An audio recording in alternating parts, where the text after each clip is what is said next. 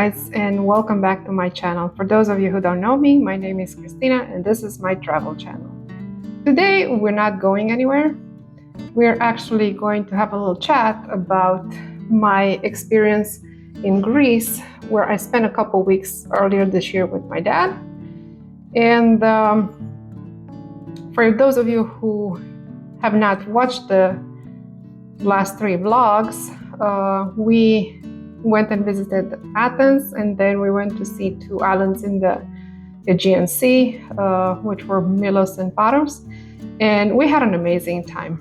However, you know, when you're on a trip and you're vlogging, you're not always talking about specifically your experiences and things that you've noticed in general. So that being said, there's some things that I really wanted to bring up because although the Greek culture was not very foreign to me, being born and raised in Europe, still when you go and visit a place for the first time, it's a different experience. So here are some of the things that I've noticed.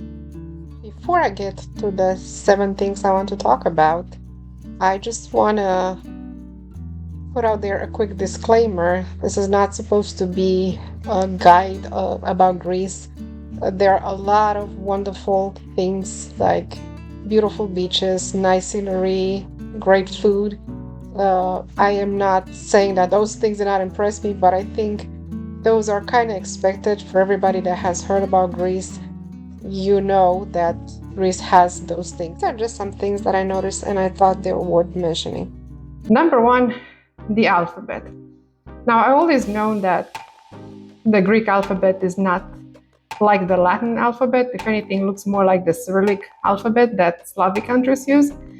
But it's very different when you actually get there and you automatically start reading signs on the street, on storefronts, in the airport. Obviously, the airport has the English version and probably some other languages as well. But still, that's when you really feel it on your own that, okay, I am looking around and I have no idea what I'm seeing. And at some point, my dad was making fun of me because I started learning the alphabet while on the trip, and he said, you know, you're not going to understand what it says anyway. But I said, you know what, I feel like I will at least know how to pronounce things, and that will make me feel better even if I don't know what it means. So for those of you who don't know what I'm talking about, here's an example.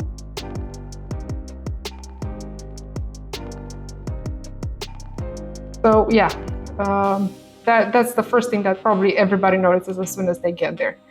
Now, number 2, which makes up more than enough for the possible inconvenience or discomfort you might feel when you see some letters that you don't understand, is the fact that almost everybody speaks English. And I'm not talking about 2 words in English, they speak very good English. And I'm not even talking about the waiters or store owners or people who work in tourism. I'm talking about most people. There's one person the whole trip, I think she was a cashier at some supermarket, when she just said no English. Other than that, everybody tried their best to help you, even if, you know, their English was not the best. They always try to help you. They always try to tell you where you can go, what you can see, what you can experience. So that was an amazing thing that I was not necessarily expecting. Number 3, which ties a little bit into number 2, is how friendly people were. They were unbelievably friendly. Everybody was trying to help you. Everybody was trying to do whatever they could to make you feel better, and to make you feel good about yourself, especially, obviously, you know, we're in a tourist area and a lot of people make a living off of tourism. But in general, like, people that didn't really had to help you, or they would have nothing to gain personally from helping you, they really did. So that's a really big thing. Number 4, there are cats everywhere, especially on the islands. And I'm not just talking a few stray cats here and there, I'm talking hundreds of cats. And I've been in other places where there are feral cats that, they're not friendly to people. But this was not the case. You'll just see bowls of food for cats on the sidewalk. And it was quite interesting. And they're very friendly and they're very daring. They would just, if they saw you that you're about to give them some food, they would never leave. They would just sit there. Sometimes they would even grab it out of your own hands. They're very, very cute, but they were everywhere. I don't think I've seen that many cats anywhere in my life, anywhere I visited. But yeah, super cute. Number 5, you'll notice that at any restaurant that you go, if they have an outdoor sitting area, they will have an ashtray on the table, because in Greece, you can smoke in public areas as long as you're not indoors. So keep that in mind, that if smoking bothers you, or if maybe you quit, you try not to get tempted again, that might be a problem. It's not a reason to skip Greece as a vacation destination, because it's amazing. And Greece is not the only country in Europe where smoking is allowed in public, but I feel like it's only fair to mention that people will smoke next to your table, even if you like it or not, because the law allows it. And it might also be a cultural thing, but you have been warned. Number 6, everything is on time.